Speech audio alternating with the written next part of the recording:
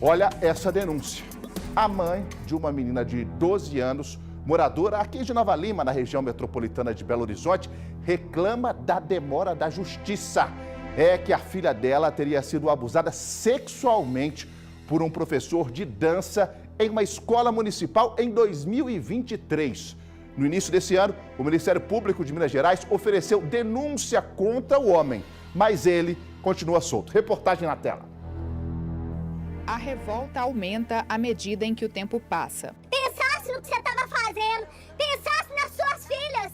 Quando eu soube da história, a primeira coisa que eu pensei, eu te juro por Deus do céu, eu pensei nas suas filhas, eu pensei na sua mulher, entendeu? Eu pensei, por isso que eu apurei, seu safado. A mãe cobra a demora da justiça no julgamento do professor de dança denunciado por ter supostamente abusado da filha dela. Até então, para mim, ele havia sido demitido. Procurei alguns jornalistas locais e um deles me falou que ele continuava dando aula de dança, só que dessa vez em outra secretaria, na Secretaria de Cultura. Em agosto de 2023, quando a mulher orientava a menina, à época com 10 anos, para se proteger contra abusos, ela começou a chorar e relatou o que teria sofrido depois de uma aula, dentro de uma escola municipal em Nova Lima, na região metropolitana de BH. Ele deixava as crianças deitarem nos tatames durante o período 10, 20 minutos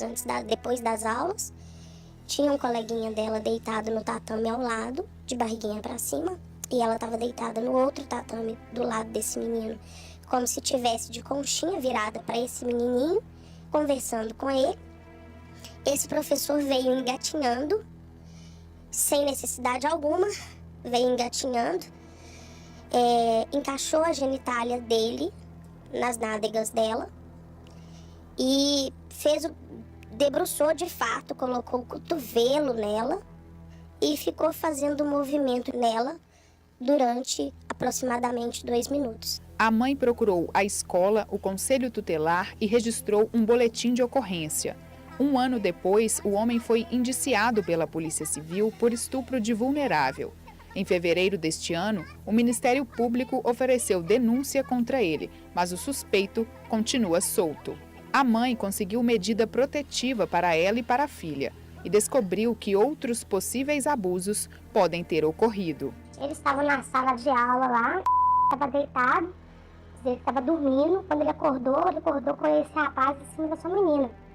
Aí ele ficou sem reação, não sabia o que fazer e tudo. No outro dia, esse cara foi lá, pegou na coxa de e depois não gostou, chamou de viado. Inclusive, uma outra coleguinha chegou a relatar pra também, achou que ele tinha feito algo parecido com ela. A Prefeitura de Nova Lima informou que o profissional nunca foi servidor do município. Ele prestou serviço como oficineiro por meio de uma empresa terceirizada, mas foi afastado das funções no ano passado.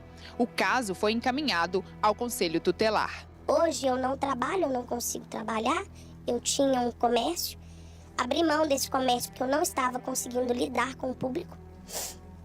A minha filha tem pesadelos constantes, a postura dela até, sabe?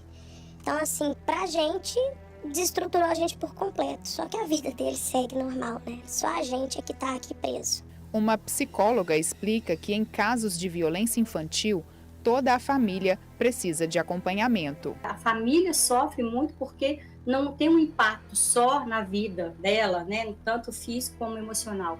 Tem um impacto também nas pessoas que estão ao redor dela. E o que a família tem que fazer? Primeiro, tentar entender o que aconteceu. A família tem que trazer essa criança para uma situação de conforto, né? Ela não pode ser apontada como culpada e muito menos, né, que ela se sinta culpada. Tem que se pensar totalmente no psicológico dessa criança de 12 anos e como é que funciona.